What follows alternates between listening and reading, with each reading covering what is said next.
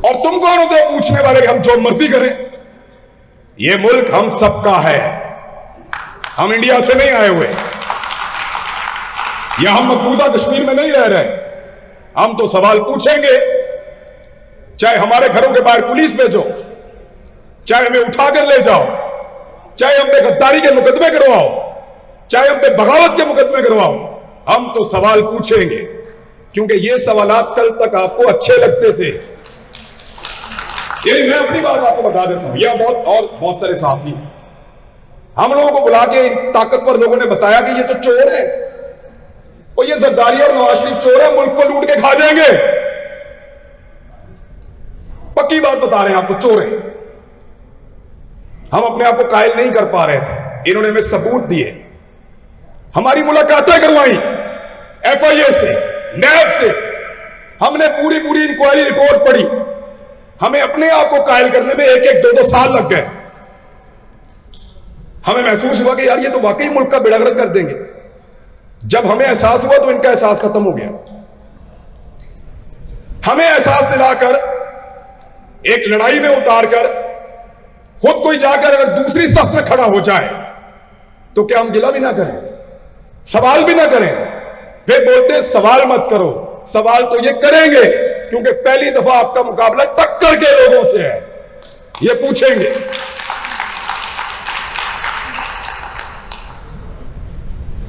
वो उधर साबिर शाकिर को, उसको इस लेवल की धमकियां दी, वो बेचारा पाकिस्तान छोड़ के जाना पड़ा।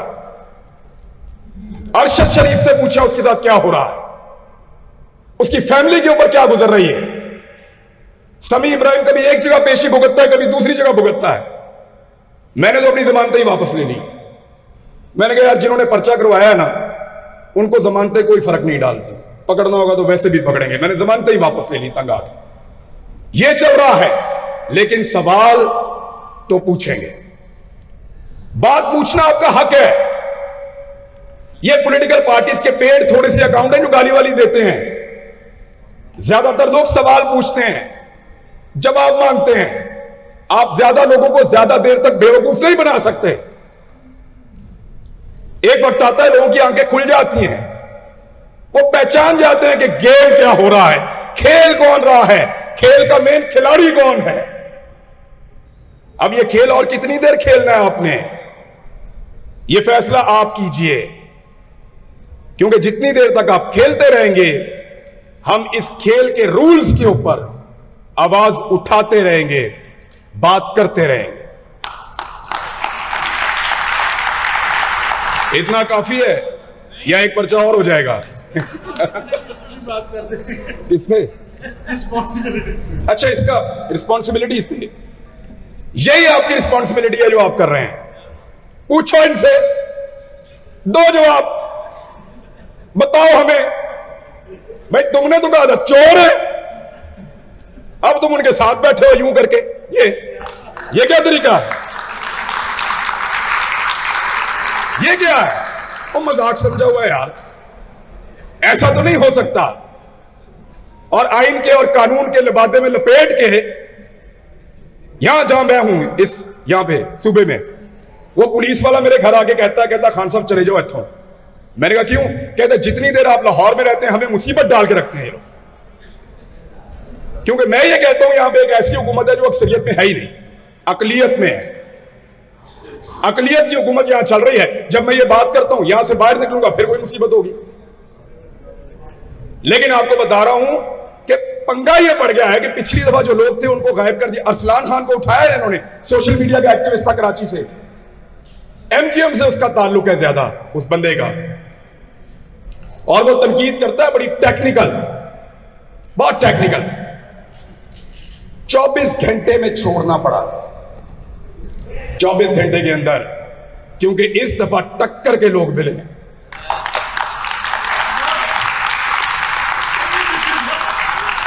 ये वो लोग नहीं हैं जो आप चाहेंगे तो आप कर देंगे, नहीं नहीं, टक्कर के लोग हैं, टक्कर देंगे पूरी। बेशक आप इनको सड़कों के ऊपर जलील करें, इनको घरों से उठाकर ले जाए। मुझे एक मेरा दोस्त है बड़ा अच्छा, बड़े ताकतवर महकमे में है, ये बड़ा मजेदार बात मैं आपको बताने लगा हूं। वो मुझे एक जगह मिलने के लिए आ गया, आजकल मुझे बहुत मिलते हैं दोस्त, तो मुझे मिलने के लिए आ गया, मुझे कहता है कि यार बड़ी मुसीबत पड़ गई है। मैंने कहा क्यों, क्या हुआ है?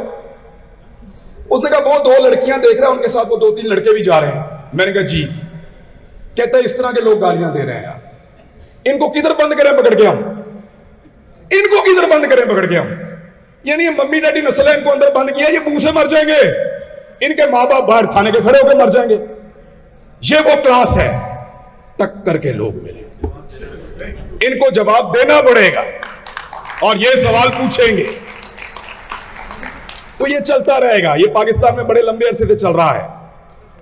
जिस चीज को रियली में आपको जरूरत है ना फोकस करने की, वो ये है कि कितना अरसा और ऐसे चलाना है। हमें बताया गया कि इंडिया बहुत बुरा है, 70 साल अब कहते हैं उसके साथ तिजारत करेंगे।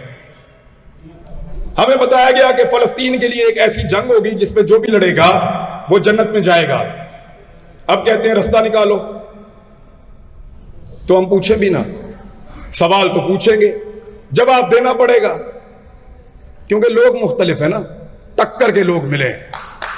ये ऐसा नहीं होगा कि इनको आप बंद कर देंगे ले जाके और कोई आवाज उठाने वाला नहीं होगा, ऐसा नहीं होगा। जो आपसे होता है आप करके देख लें।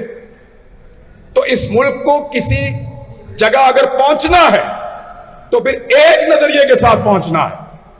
या तो आप आजाद रह सकते हैं या आप गुलाम रह सकते हैं, या आप अपने फैसले खुद कर सकते हैं या आपके फैसले लिखकर आपको भिजवाए जाएंगे। मैं थोड़ा सा आपको अपने बारे में आज बता देता हूं, ये वाला कंडा काट देने हैं। लोगों को लगता है कि एक सहाफी इतना जानिबदार कैसे हो सकता है। मेरे खिलाफ जवाब भाई ने भी ट्वीट किया थोड़े दिन पहले, कोई गिला नहीं, मैंने जवाब भी नहीं दिया, जवाब भी बड़े भाई। लेकिन मैं हो गया ऐसा भाई। पाकिस्तान बनने से पहले जिम्मेदार अखबार था, अगर वो भी गैर जानिबदारी का ड्रामा करता तो पाकिस्तान के लिए रोल प्ले ना कर सकता। ये जो गैर जानिबदारी है ना, ये अमीरों के बड़े मुल्कों के चोंचले हैं। पहले अमेरिका को बनाओ अफगानिस्तान, फिर अमेरिका से बोलो इसी तरह CNN को और फॉक्स को चलाए। पहले बर्तानिया को बनाओ पाकिस्तान की तरह, फिर उनको बोलो BBC को उसी तरह चलाए। और गरीब का बच्चा, मजदूर का बच्चा औजार के साथ खेलता है, किसान का बच्चा मट्टी के साथ खेलता है, अमीर का बच्चा खिलौनों के साथ खेलता है। ये चोंचले उनके हैं BBC CNN वाले, वो हमें ना सिखाओ।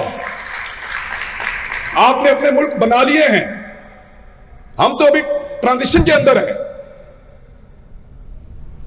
तो ये जो अपने बारे में मैं आपको बता देता हूं कि 10 मार्च 2022 को मुझे इस मुरासले की इंफॉर्मेशन मिली थी।